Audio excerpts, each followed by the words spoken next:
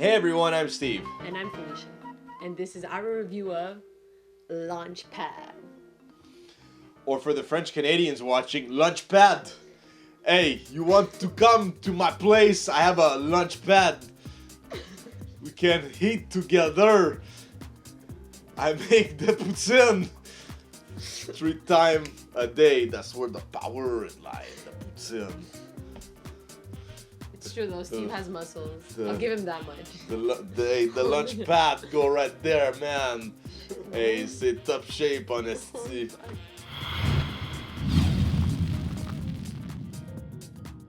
In Launchpad, players will try to build as many completed rockets as possible and send them into space as soon as the Launchpad becomes operational. In the box you'll find 140 game cards of different types: rockets, components, experts, bonuses, Launchpad, action and specialty, and 4 reference cards. When the Launchpad is complete, if you have the most points in your final score, you win. Here's how to set up the game. Give each player a reference card. Set the 4 Launchpad cards aside, shuffle the remaining cards, and give 6 to each player. Split the deck in half and shuffle back the 4 Launchpad cards into the bottom half of the deck. Place the other half on top to form the draw pile in the middle of the table.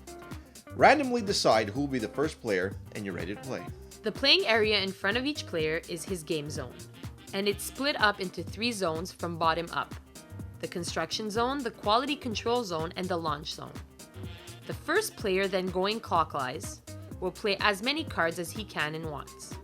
You'll probably want to start by placing rockets in the construction zone. Once placed, try and complete their component requirements. Put the components horizontally beneath the rocket. Once all components required are placed, rotate them up and underneath the rocket to show it's completed. Then if you have any experts, you can place them on the left-hand side of each of their respective zones: the engineer in the construction zone, the inspector in the quality control zone, the mission controller in the launch zone, or the jack of all trades in any zone. Then you can attach bonus cards and play action cards or specialty cards. If you manage to play all your cards in your hand, you can immediately draw up to your hand limit and keep playing. This can only be done once a turn, but it's a pretty advantageous bonus. At the end of your turn, you can discard as many cards as you want and play passes to the next player. At the beginning of the turn, the active player must advance all Launchpad cards into their zone. Then you can advance 1 completed rocket to the next zone if you have the required expert. Then draw as many cards as needed to reach your maximum hand size. You can draw 1 from the top of the discard pile, so players should be careful what they discard. The end game is initiated when the final Launchpad card is advanced into the launch area. Now the countdown begins. During the countdown, each player takes 1 final turn, including the player who completed the Launchpad. When the countdown is complete, the game is over and points are scored. A little chart in the instruction booklet explains the points scored. These vary from gaining points from your completed rockets and oxygen to losing points for rockets in your construction zone. No mission control to ensure launch success, or just bad management by placing an astronaut in a rocket with no oxygen. So try and find the balance between building as many rockets as you can without being stuck with too many in the construction zone. The game has that blast from the past 50s wholesome look to it. But don't let that fool you. The action cards are full of ruthless and stalling tactics that can be used on other players.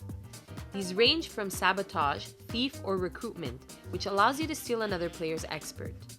In turn, the specialty cards and bonus cards can protect from these, adding a little strategy to the experience. The game does incorporate a great ID system where it shows you in what zones each player can be played.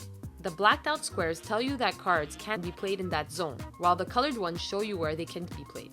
The construction zone in red at the bottom, the quality control zone in yellow in the middle, and the launch zone in green at the top. The cards are good quality, not flimsy or thin. They get the quality certificate card.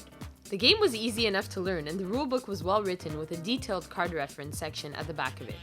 It's of a more casual nature, and luck plays a big factor when drawing cards and being able to play them all, so as to get the bonus to draw and play again. Nonetheless, it was fun accomplishing your rockets, while sabotaging others. A very good game for a younger target, without excluding or sacrificing the enjoyment for the mature or seasoned gamer. You got an hour to kill? Then why not race for space? And hey, you don't need to be a rocket scientist to play. We're giving Launchpad 7 Go Fly a Rocket out of 10.